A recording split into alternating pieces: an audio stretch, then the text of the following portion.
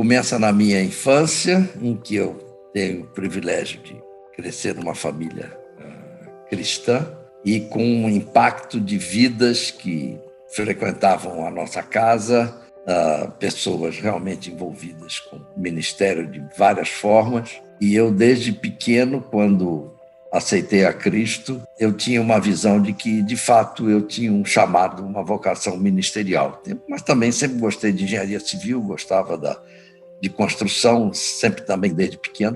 E aí a coisa foi caminhando. Quando chegou no meu final do segundo grau, eu disse ao meu pai, ele disse, olha, eu vou para o seminário, não vou fazer engenharia, não. Já estava namorando a Ruth, que eu queria casar e tudo. Nesse momento de decisão, meu pai disse, a decisão é sua. Eu acabei decidindo, não, eu vou fazer engenharia civil, eu vou para o mercado de trabalho, e essa questão do ministério não vai ficar abandonada, mas eu acho que é o que eu tenho que fazer agora. E fui. Fiz engenharia e comecei a trabalhar em várias áreas. Também na igreja, envolvido com o trabalho de família, já casado, começando a ter minhas filhas. E nesse período, trabalhando numa grande empresa, já depois de passar por uma área de processamento de dados, ainda durante a faculdade, eu trabalhei numa grande empresa de engenharia no Rio de Janeiro, trabalhando em obras pesadas, viadutos.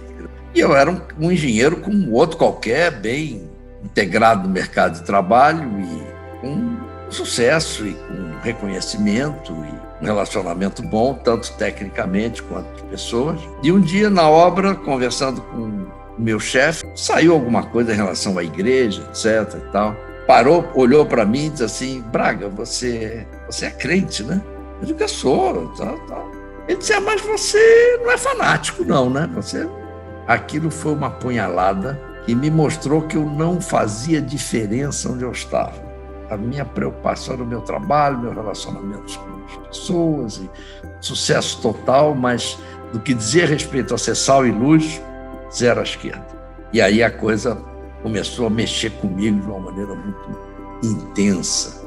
Pouco tempo depois, eu indo com a minha esposa, minhas filhas já, para um casamento, parando no pior sinal ali, que não tinha jeito de eu parar. E aí, na hora que eu ia, veio um camarada bêbado, bateu na lateral do meu carro, rodou e caiu na frente do carro. E eu, pouco antes, vinha pensando assim, se melhorar, estraga. Tá tudo bem na minha vida. Olha, um carro novo, mulher, filhas, emprego, engenheiro reconhecido.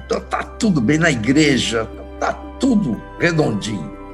Parece que Deus diz assim, tá tudo redondinho, você vai ver como é que vai ficar. Puf, o cara cai na minha frente. E ali naquele momento ele é atendido e eu ali pensando na minha cabeça a 1000 por hora. Estava tudo bem, agora está tudo uma lástima, eu não sei as consequências. Polícia para cá, para lá, etc. Aí daqui a pouco vem o guarda lá de dentro do hospital, pode ir embora, está tudo certo, resolvido. Aí eu saí como que Deus falando comigo, tá vendo?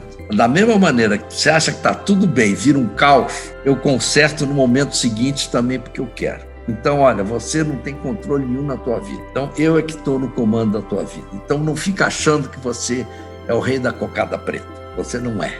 Aquilo já foi um outro tipo de punhalada que eu recebi. Pouco tempo depois, meu pai falece, a gente resolvo sair da empresa que eu estava, formar uma empresa minha.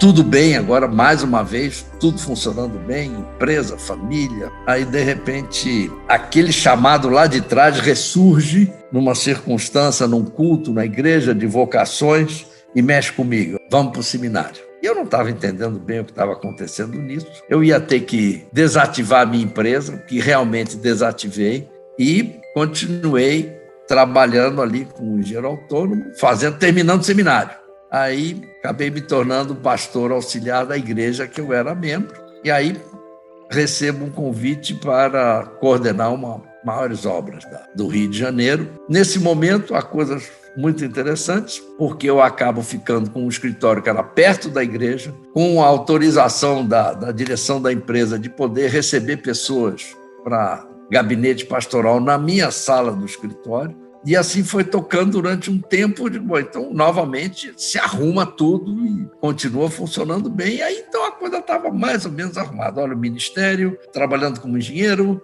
a família bem, tudo estabilizado. Eu dava aula no seminário. Um aluno conversando com um outro professor, falando sobre Ribeirão Preto, olharam para mim e disseram, olha, de repente esse camarada aí pode ir para Ribeirão Preto. Eu ia dar qualquer resposta atravessada, mas dessas coisas que é Deus quem faz, eu disse, quem sabe se for vontade de Deus. Aí eu fiquei perturbado de ter falado isso. E naquela semana chega a carta convite para eu ir para Ribeirão Preto. E aí eu escrevo uma carta meticulosa dizendo o seguinte, olha, eu aceito a convite para ir pregar aí.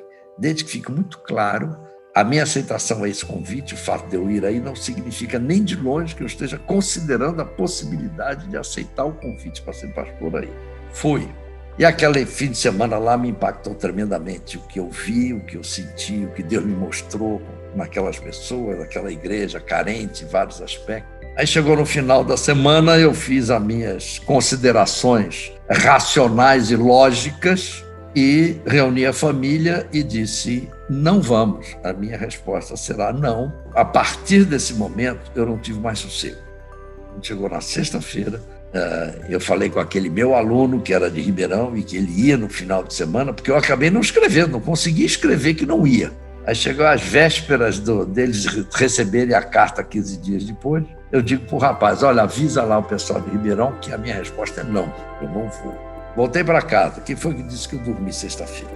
Não conseguia, de um lado para o outro, a Ruth dormindo, tranquila. Lá pelas tantas de madrugada eu levanto e vou ler a Bíblia. Aí pego lá em Lucas 12, parábola do servo fiel e tal.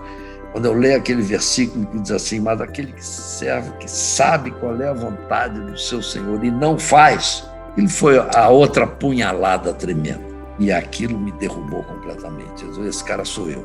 Eu estou sabendo qual é a vontade de Deus, eu não estou fazendo. Aí acordei a Ruth, choramos juntos e fomos para Ribeirão. Então, quer dizer, foram vários impactos na minha vida, desde a infância, depois na adolescência, mocidade, depois no trabalho como engenheiro, depois na família, como Deus mexendo comigo de várias formas. Parece que comigo a coisa só funciona na pancada. Preciso tomar uma pancada para entender. Mas Deus é misericordioso, mesmo assim vai me sustentando. Então, esse período todo, ao longo do tempo, eu fui vendo que eu realmente, outros já estavam trabalhando comigo, tinham sido meus alunos, seminaristas, pastores novos, e eu fui saindo de frente, passei a ser uma parte da equipe, não mais o líder da equipe, até que eu fui convidado, depois de um tempo que eu já não estava à frente da equipe pastoral, para vir para Campinas, e aí eu acabei voltando para o mercado de trabalho. A gente criou também uma associação chamada Associação Basileia com sentido de reino, para reunir acervos que a gente tinha de início do Evangelho no Brasil e também a produção de reedição de livros e edição de outros livros, sempre visando a história ou então alguma coisa relativa ao reino de Deus. Não deixei totalmente o ministério porque a gente não deixa. Hoje eu dirijo um grupo de discipulado, participo de uma coinonia, tenho já dei aulas de vários assuntos na escola bíblica. Então, mas considerando que eu já estou chegando nos 80, 79 daqui a 2 meses, então eu já tenho que baixar o ritmo nesse sentido.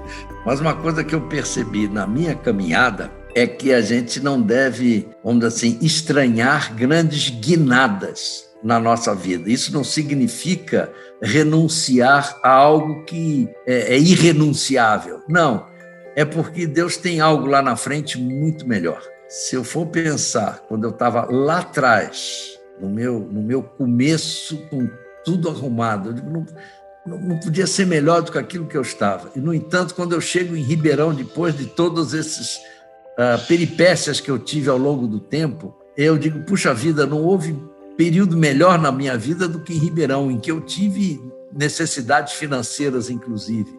As guinadas, as viradas que Deus dá na vida da gente não imagina o quanto de benefício a gente vai ter mais adiante. Então, não se assustem com grandes guinadas, desde que você sinta que realmente isso veio de Deus. De repente, ele dá um empurrão e diz assim, não é por aqui, é por ali.